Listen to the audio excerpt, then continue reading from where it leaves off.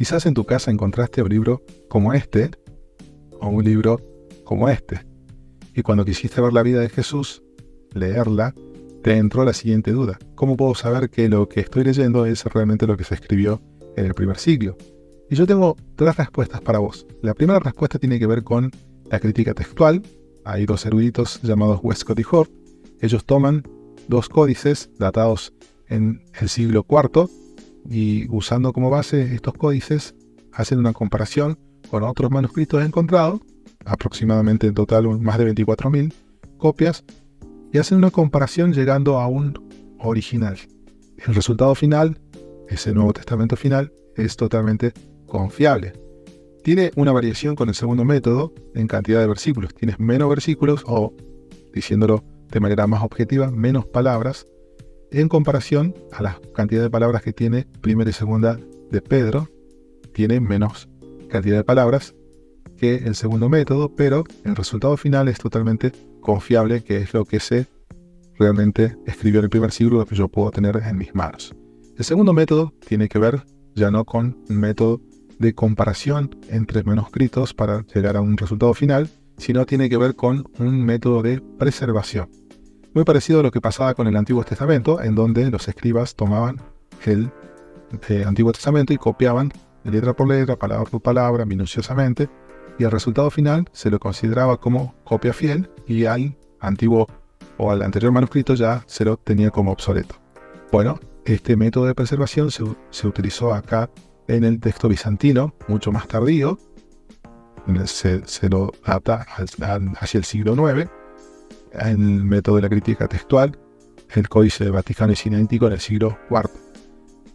Este texto bizantino del siglo IX parte con Luciano de Antioquía, nacido en el 240 y falleció en el 310 aproximadamente, y él entre el 260 al 300 funda la escuela de Antioquía, una escuela que era mucho más literal en comparación a la escuela alejandrina, que era alegórica, que era seguía un método platónico.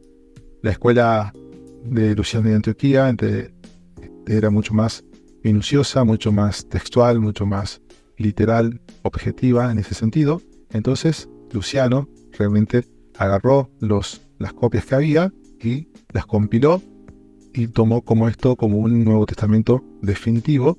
A partir de allí se comenzaron a copiar con este método de preservación, lo que se llamó posteriormente recensión luciana. Esta recensión luciana fue utilizada por Jerónimo de Estridón. Se usó el escrito de Luciano de Antioquía del Antiguo Testamento y también de la recensión luciana del Nuevo Testamento. Jerónimo obviamente tiene sus diferencias con Luciano, pero utilizó para traducir la Vulgata latina. Lo usó como referencia. Ahora, luego este texto, esta recensión luciana pasó a llamarse texto antioqueño, luego texto bizantino y luego texto receptus. En toda esta línea siempre se siguió la línea de la preservación. Ahora, el resultado final es en español la Reina Valera hasta 1909 y en inglés la versión de King James. Realmente el resultado comparado con la crítica textual, tiene mayor cantidad de palabras, pero podemos entender de que lo que hay en línea general en nuestras manos es totalmente confiable. Y tenemos el tercer método que tiene que ver con los padres primitivos, los padres de la iglesia. Y aquí hay una persona que se llama Sir David Darlingplay, no sé si se pronuncia así, la voy a poner acá en la pantalla. Y él, aproximadamente en el 1700, en la medida de 1700, experto en lo que es los escritos de la iglesia primitiva, siendo experto en estos escritos de la iglesia primitiva, él alega reconstruir el Nuevo Testamento sin considerar los manuscritos, solamente considerando los escritos de los padres del siglo I al III, solamente considerando los manuscritos de ellos, reconstruye todo el Nuevo Testamento con excepción de 11 versículos. Eso teniendo en cuenta la cantidad de versículos del texto bizantino. O sea, él puede reconstruir todo el Nuevo Testamento con excepción de 11 versículos. No tenemos esta obra, no está disponible, no se la encuentra, porque obviamente esta persona falleció hace mucho, pero sin embargo, si no pudiéramos O sea, si esto hubiera sido una mentira, de todas maneras, considerando a los padres primitivos del siglo I al III, sus manuscritos, sus leccionarios, podemos tener realmente una referencia de cantidades innumerables de versículos del Nuevo Testamento y se podría reconstruir.